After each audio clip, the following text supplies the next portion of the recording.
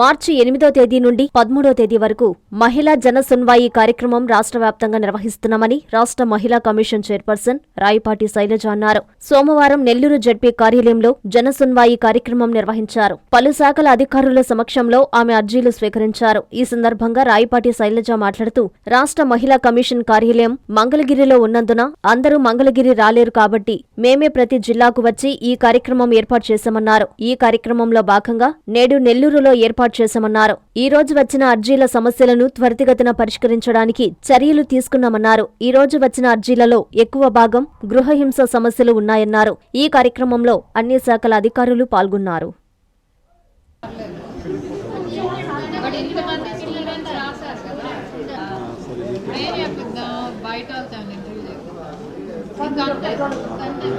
మీరు కాదు, మేము విడిగా కాదండి, ఒకళ్ళిద్దరు రాస్తే పర్లేదు. బట్ ఇంతమంది పిల్లలంతా రాస్తారు.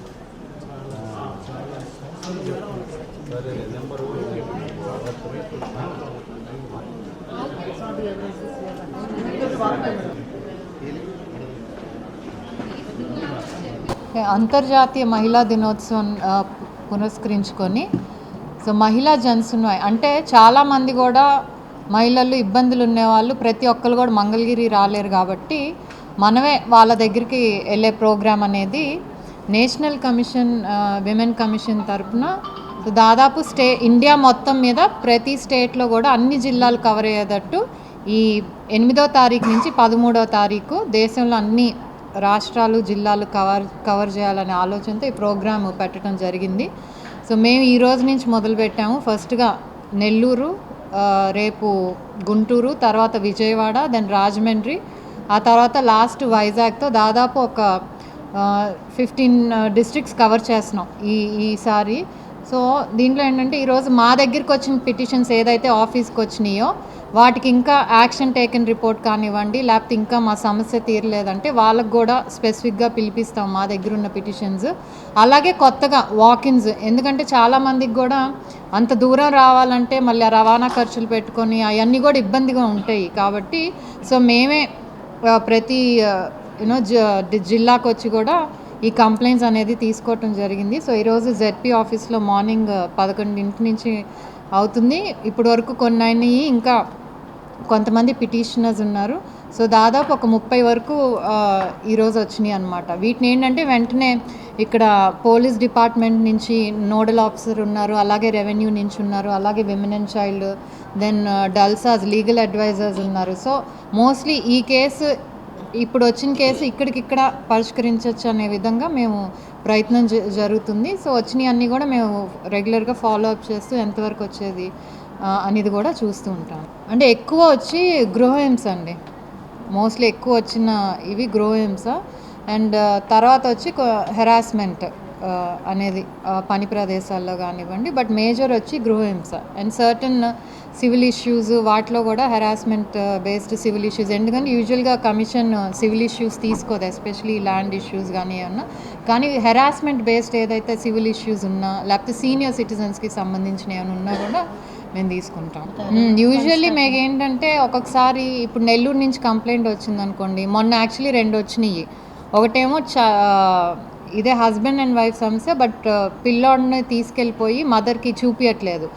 ప్రతిసారి మా దగ్గరికి రాలేరు కాబట్టి మేము వెంటనే ఇక్కడికి ఓఎస్సీకి పీడీకి రిఫర్ చేసి సాల్వ్ చేస్తారు. అలాగే హెరాస్మెంట్ ఏమైనా కేసు వచ్చినా కూడా వర్క్ ప్లేసెస్లో ఇంతకుముందు ఏంటంటే మేము ఇన్స్టిట్యూట్కి, అంటే ఈ కాలేజ్ నుంచి వస్తే ఆ కాలేజ్కే పంపిస్తాము. ఇప్పుడు అలా చేయకుండా మేమేం చేస్తున్నామంటే పీడీస్కి పంపించి ఫస్ట్ అక్కడికి వాళ్ళని వెళ్ళి అసలు ICC internal complaint committee form అయిందా లేదా అని చూడమంటున్నాం. ఎందుకంటే కొన్నిసార్లు డైరెక్ట్గా ఇన్స్టిట్యూట్కి పంపిస్తున్నప్పుడు వాళ్ళు ఫామ్ అయిందని చెప్పేస్తున్నారు కాబట్టి ఎప్పుడు ఫామ్ చేశారనేది మాకు తెలియట్లేదు. మేము పంపించాక ఫామ్ చేయొచ్చు. అది జరగకుండా ఉండటానికి కొంచెం ఏంటంటే అకౌంటబిలిటీ అనేది క్రియేట్ చేయడానికి కూడా మేము ఇన్ పర్సన్ అలా పంపించి కనుక్కొని చెప్తున్నా, ఐసీసీ ఉందా, ఒకవేళ ఉంటే ఫస్ట్ ఆ కంప్లైంట్ వాళ్ళ దగ్గరికి వస్తే అది మీరు చూసారా లేదా, చూడపోతే ఎందుకు చూడలేదు, ఒకవేళ చూస్తే రిపోర్ట్ ఏంటి, ఎందుకంటే మీ దగ్గరికి వచ్చినప్పుడు మళ్ళీ మా దగ్గరికి రావాల్సిన అవసరం లేదు, మీరు సరిగ్గా చేయలేదా, ఇవన్నీ కూడా మేము ఇన్ పర్సన్ పంపించి వెరిఫై చేపిస్తున్నాం. అది మాకు already I think last week వచ్చింది మెయిల్.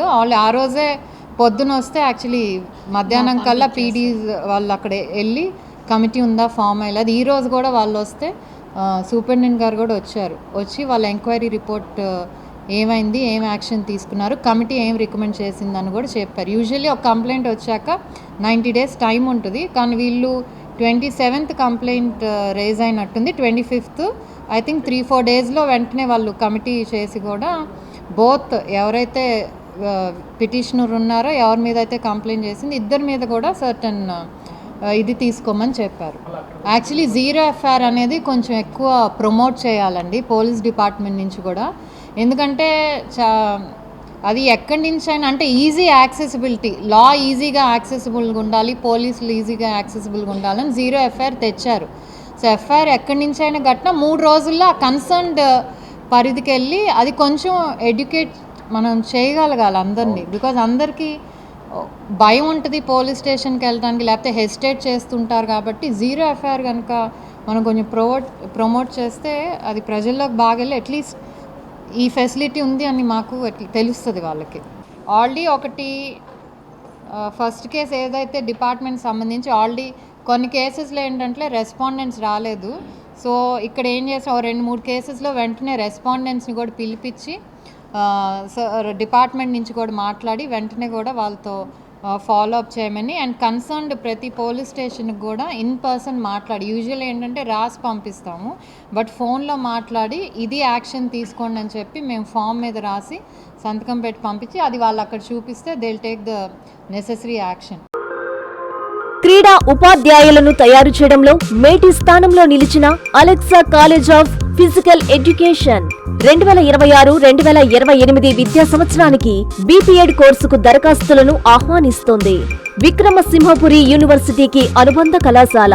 అర్హత, అనుభవం కలిగిన అధ్యాపకులు, అన్ని వసతులు కలిగిన తరగతి గదులు, చక్కని లైబ్రరీ, విశాలమైన ఆట స్థలం, పలు రకాల క్రీడల్లో ఆచరణాత్మక శిక్షణ. ఇవి Alexa college of physical education ప్రత్యేకతలు. క్రీడా ఉపాధ్యాయ వృత్తిని ఎంచుకున్న ఆశావహులకు ఇది చక్కని అవకాశం.